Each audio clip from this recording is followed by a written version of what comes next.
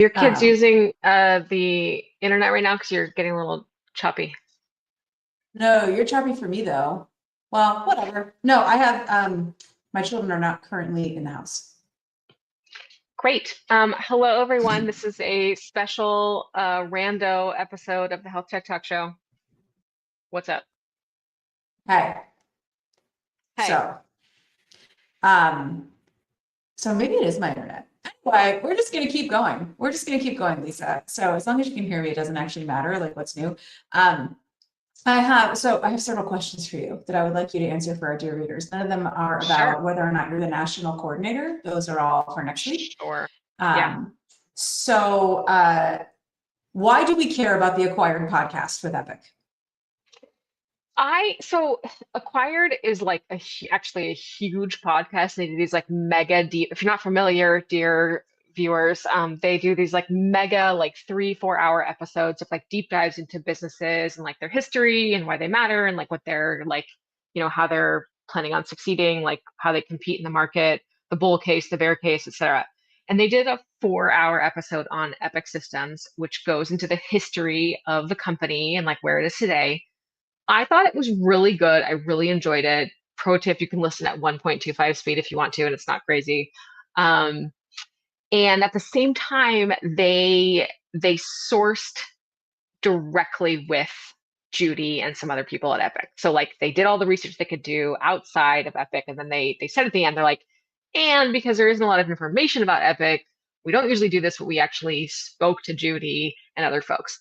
So like, is it an objective history of Epic? Like, I don't know. I mean, I don't think they had any like clear, they're not in the business of like doing takedowns. They weren't doing a takedown. They were telling an interesting business story. They were making the case about, the even like the sliding doors moment of like why Judy ended up in Wisconsin and, not in Silicon Valley, for example, who, she was a programmer early, in the 70s and like at the time when like Bill Gates was, also learning about computer science and starting a business in his garage, so like they're like, why did this happen here, not there? And those are important questions. And I do think that, as we've discussed, like they've done incredible work with what they had, and it's a unique, a singular company. So it's a major attempt from a slightly more generalist business audience to understand the importance and the significance of Epic Systems. And I think that's important. But it's not like there are plenty of other people who we know who probably have a more nuanced view of Epic from a health IT policy and politics and power perspective. But I think it's really valuable. I learned stuff. I thought it was interesting.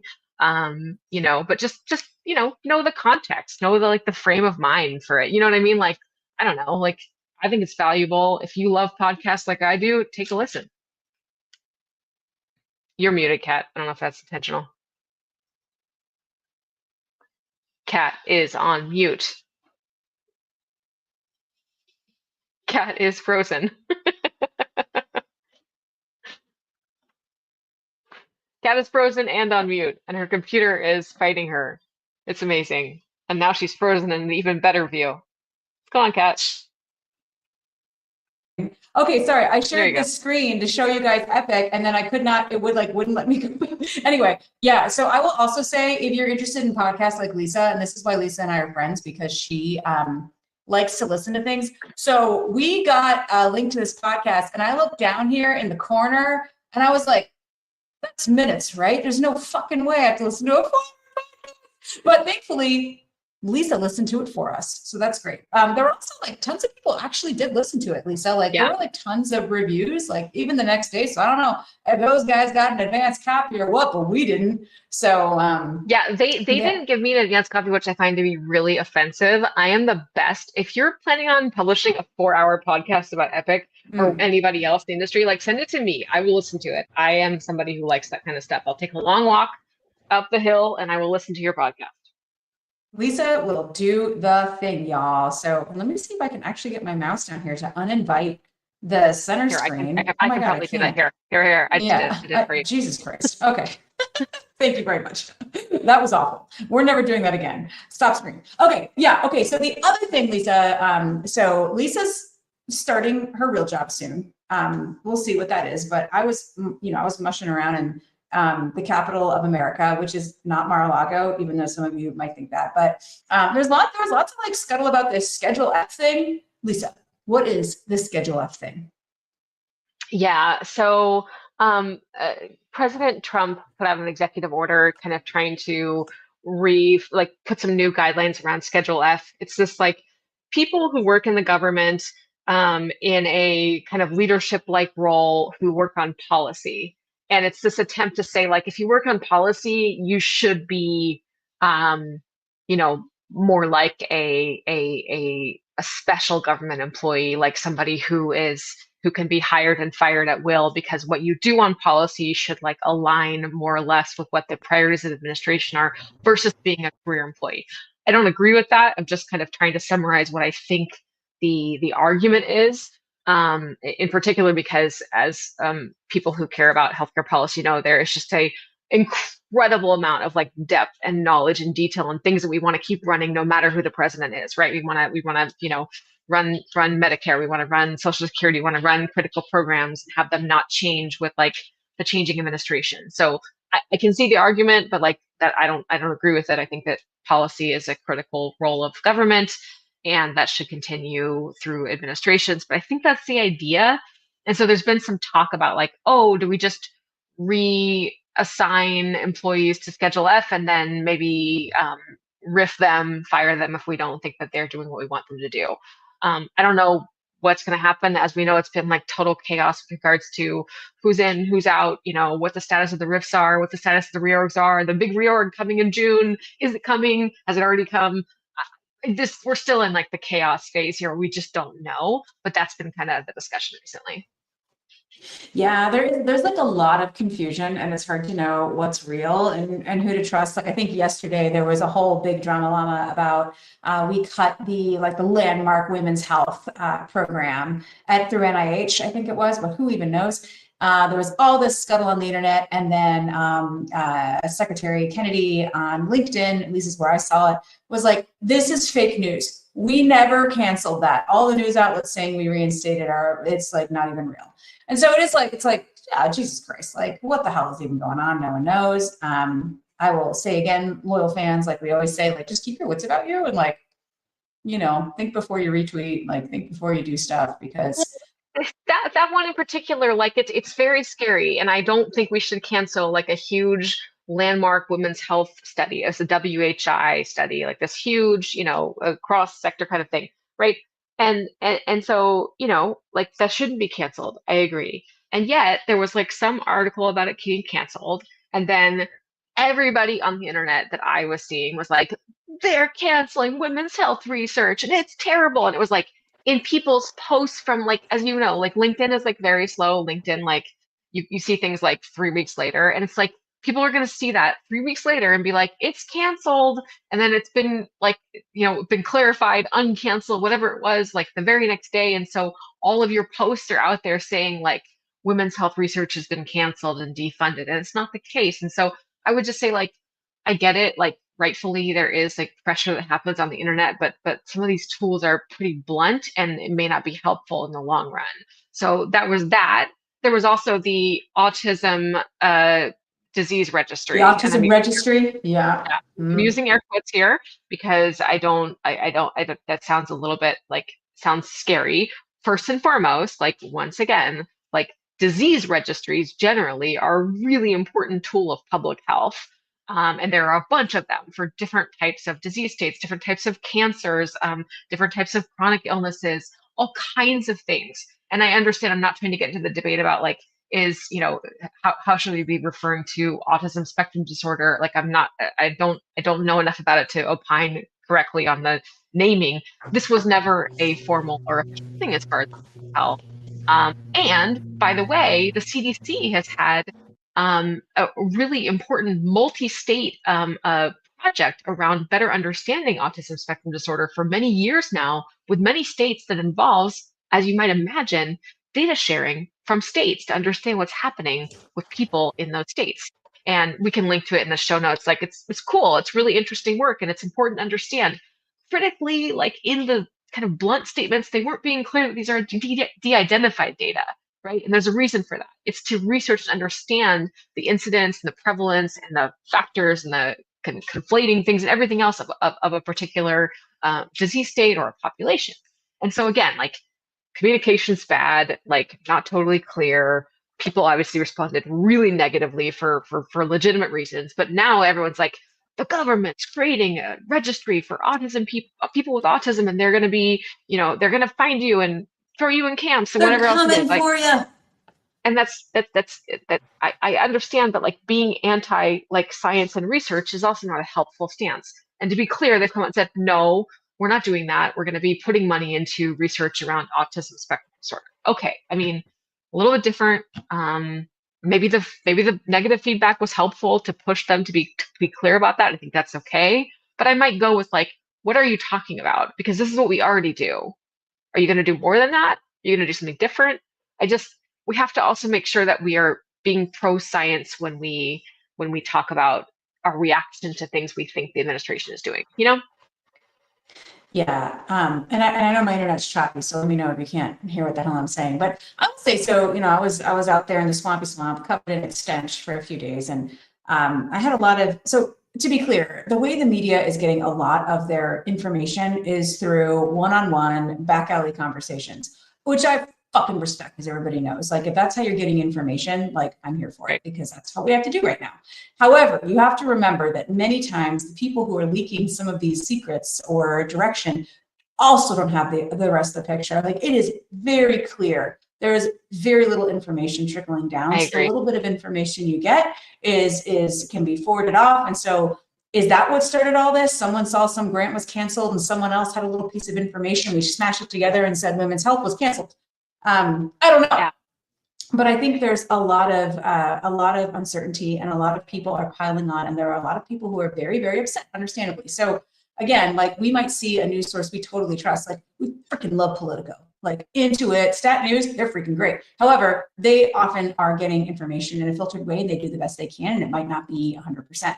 I'll say that, like, to your point, Lisa, like, we already do some things, right? We've heard tech is canceled, right? Like, we've heard that a million times. I was in a bunch of meetings with like actual real government people, and they were like, yeah, we're trying to figure stuff out. We have this toolbox of things that are working. Like, maybe we'll pull from this toolbox. Like, I think the actual story, when you talk to the people who are in charge, and you don't know who those people are, to be frank, right? Like, is actually more nuanced. Like, not everyone's a freaking idiot. So it certainly looks that way, the way the news is filtering out. And I think reporters are doing their best, and people are doing their best.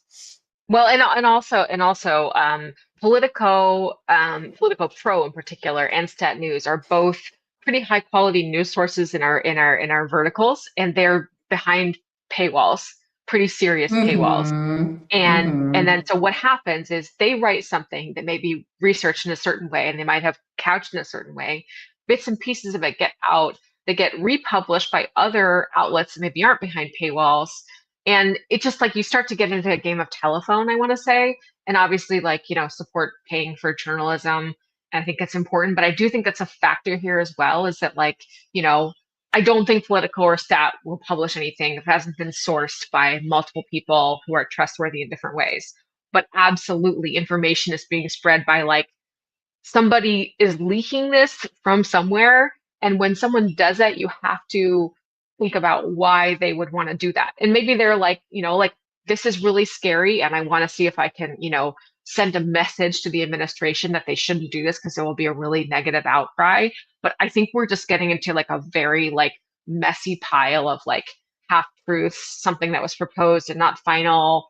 Somebody's leaking something for a particular reason. I just like we keep saying, like, please just think about what actually is going on and what the motivation is for sharing it, and if you have all the information. It's kind of my view on it. Like, I do think that public pressure is important, but I also think like there's a lot of like rage bait and fear bait, and that's not all positive or helpful. It's not all helpful. It's certainly not positive, but it's not all helpful. Yeah, it's all information. Like, just, it's information. We don't know if it's information that's directionally true or whatever. I mean, we have people all week calling us, telling us crazy shit, right? And we're like not even real media.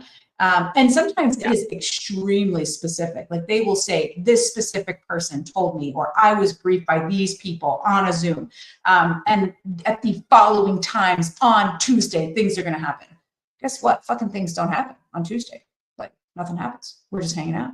We're just, we're just drinking our coffee, drinking our wine. So I think everybody's confused. And like, I do wish that the administration would start communicating more effectively or intentionally, but that's unfortunately that's not up to me. So. Well, and the other thing is like this stuff is really hard and it does require really knowing the stakeholders and the issues. I am reading slash listening to the excellent book about Facebook, which they tried to hide, called Careless People. It's by a woman who was in the policy team of Facebook from the early days and trying to educate the tech bros about what it means to like work with governments and the different issues that happen across different countries and stuff like that. And the point you get out of that book is like very clearly that like yeah, there's a lot here. You have to know a lot of context to be able to like effectively engage. And that goes for government too, right? You need to know all the players. What are they going to think? What is their feedback going to be? Are they going to be detractors? Going to be supporters? What is the language they care about? Right? This stuff isn't super easy.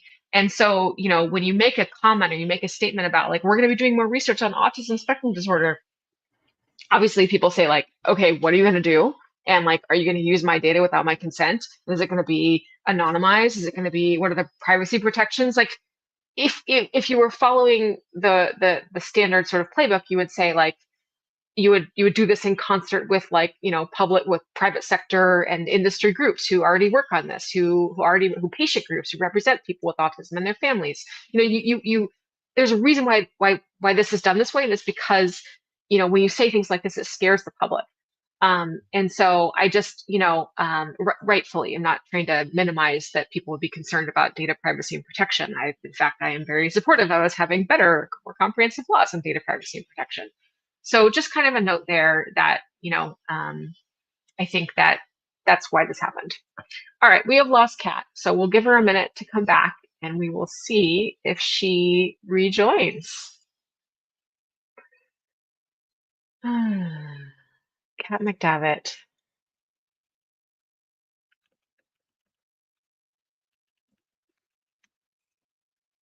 The internet in Georgia must be really bad.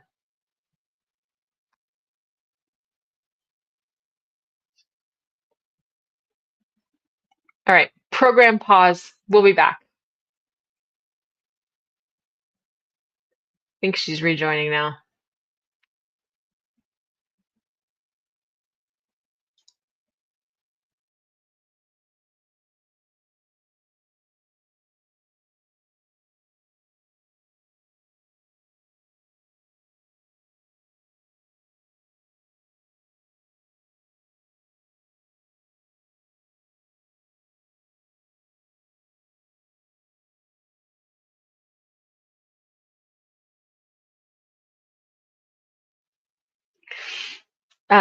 Looks like we have a request for me to tell you all of Kat's secrets. So Kat swears that she has high quality internet, but as you can see, Georgia is not great at the internet. So I don't know what's going on there.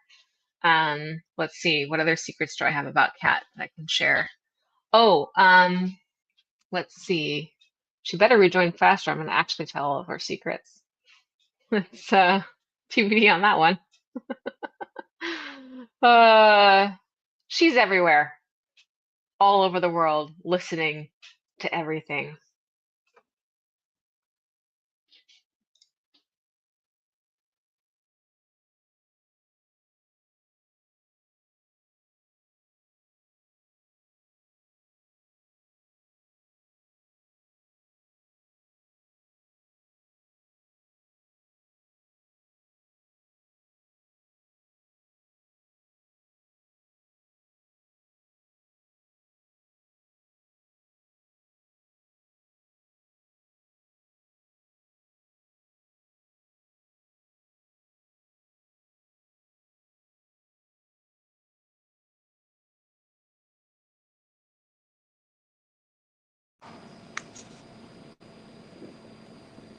Here I am. I know, so frustrating. So this is the problem. This is one of the downsides to living in the Great Free South. We don't have infrastructure. Yeah, That's what I was saying. That's what I was saying. I was saying, the Atlanta, Georgia area doesn't have the infrastructure. Too bad. So sad. yeah. To keep it going. Anyway, so I'm sure. Did you tell everyone my secrets? The problem is, Lisa, all my secrets are on the internet because I tell everyone everything about myself. So it's not great. I didn't have enough time. I was going to give you a few more minutes, and I was going to tell you real secrets, but I just said you don't have any internet in Oh. the Great Great South, as you said. So you're good. No, but I could have some great secrets. So, the other thing that I think both of us heard separately through various different channels is that the leaked budget, like there's some, that obviously wasn't the only version of the budget. So, again, people leak things for a reason. As we said, please remember, loyal Five fans, um, we were pretty clear that was not the only budget, and it wasn't, and so we'll know more soon, I'm sure, but like that was part of the process of proposing and finalizing and presenting in the White House recommending their budget, which is a process that happens every year. And as we all know from how a bill becomes a law, Congress is the one who decides on the budget, not the White House. So we'll see how that goes. We'll see if that However, holds up. But that was the plan up until now.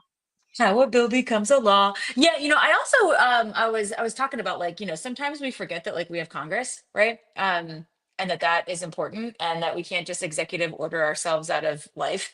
But yeah, the other thing is, like, uh Congress people care about getting reelected, and a lot of their constituents and donors and all that actually care about a lot of the things that are being cut. So I do think that'll be interesting to see. Right? We have, like, the American Heart Association. Like, are they going to be cool that we're cutting all kinds of crazy shit? The American Diabetes, like all of these things. This is the only reason these organizations exist, and most of them are lobbying organizations. So I And do they're think good at their jobs, right? Like that they're they're like not they're pretenders. not, I mean, like we always say, like, Epic has, one of the best lobbyists in the world, most likely. That was one of the funniest parts, by the way, dear Five loyal fans. I do recommend this book, Careless People. It's really good, and the audiobook is really good. That was kind of hilarious where this poor woman is like trying to explain to the new head of policy at Facebook. She's like, so he was like, we want to start political action committees in all the countries. We were too late to start in the US. And she was like, hey, dummy, like they don't allow political action committees in other countries because like money in politics is a real thing in other countries. And like that's illegal. Like you can't. And she's like, if you just want to give money to like politicians, like that's called a bribe in most countries, not in the US. In the US, we have political action committees. Corporations are people. Money absolutely influences God politics, and we are bless very clear America. about that. We're very clear that is not typical in other countries, just to be totally clear. So Yeah. she was like, no.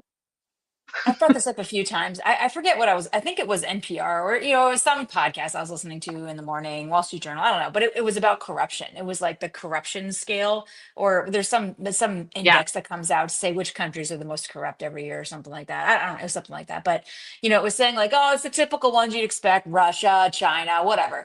But then they actually really looked into the US, and they said the difference with the US is it's what's legal in these that's right. countries, right?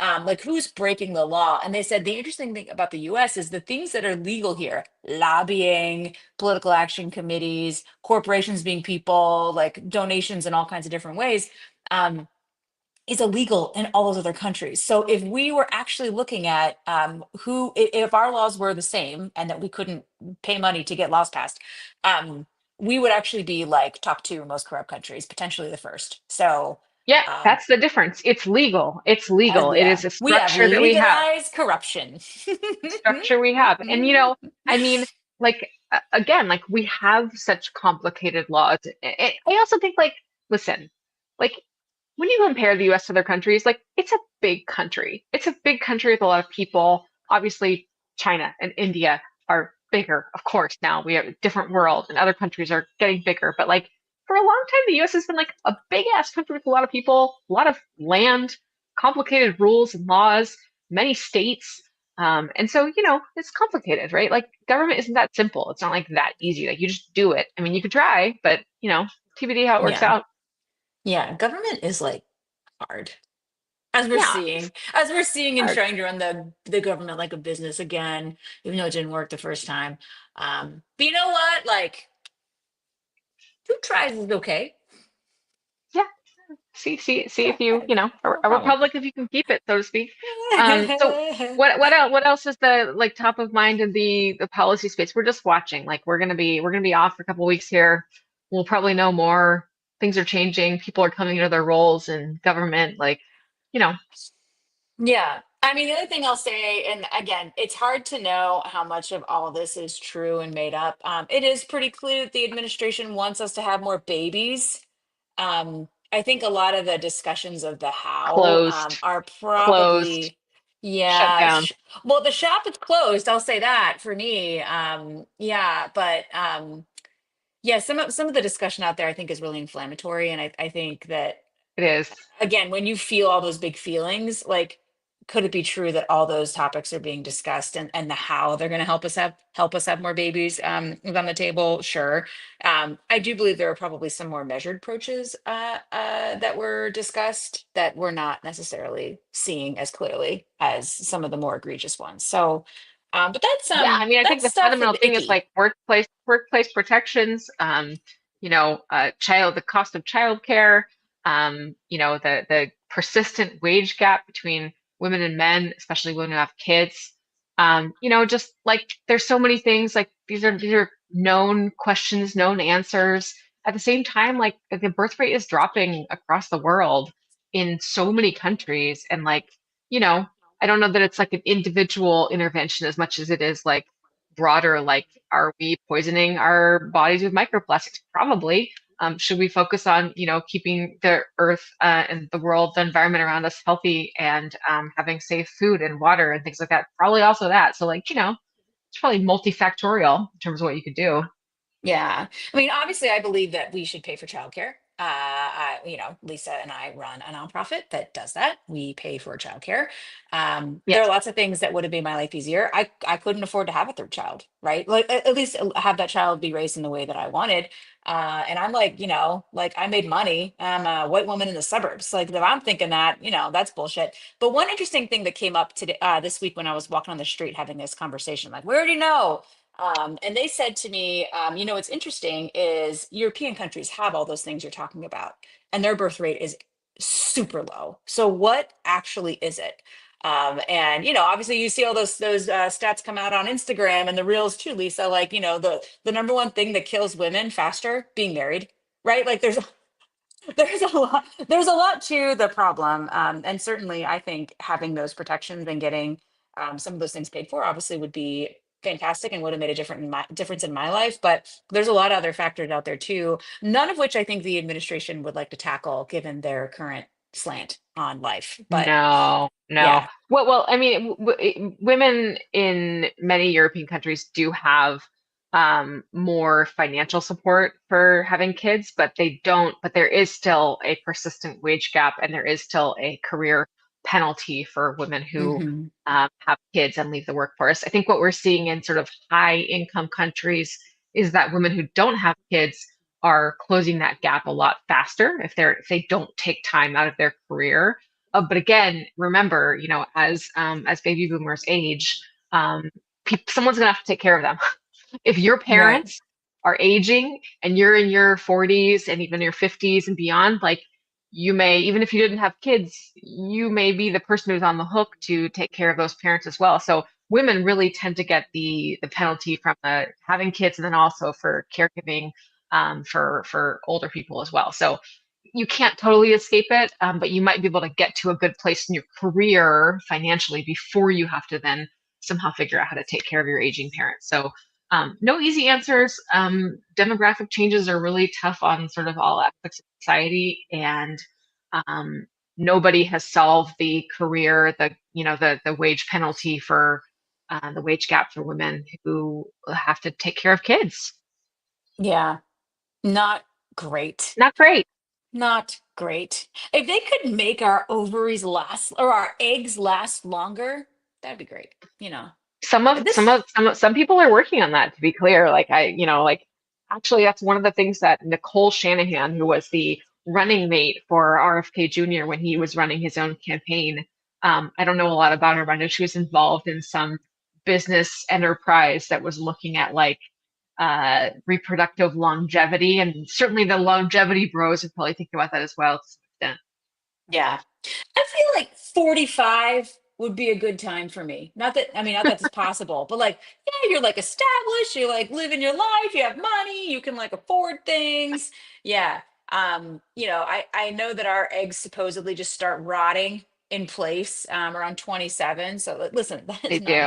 that is not a great time in most women's career to like just stop and have them babies. Yeah. Just speaking Yeah. from Yeah. experience, y'all. I don't Yeah. know. Yeah. Yeah. Yeah. Anyway, but yeah, No shop's easy answers closed. there. Shop's No closed. easy It's answers not, there. there is no reopening of the shop over here, over 40 and living life. That's right. So we'll see how that all shakes out. TBD. You know, Yeah. I don't know. Yeah. I don't know. We'll know more maybe in 2 weeks. Yeah, maybe, maybe not. We'll never know what's gonna happen. Like all kinds of things could happen between now and then. So anyway, I don't know if we'll show up next week randomly. We might. Lisa is gonna announce her new incredible job probably on the internet. So we'll see that. And we'll see if we feel like going live. I don't know. Yeah, Yeah. exactly. Yeah. Yeah. All right, Yeah. So everyone. Stay all cool. right. Kat, Yep. good luck with your internet Mm, infrastructure situation. yeah, we'll see And what happens. yeah, all good. Yeah. All right. Bye, y'all. Bye.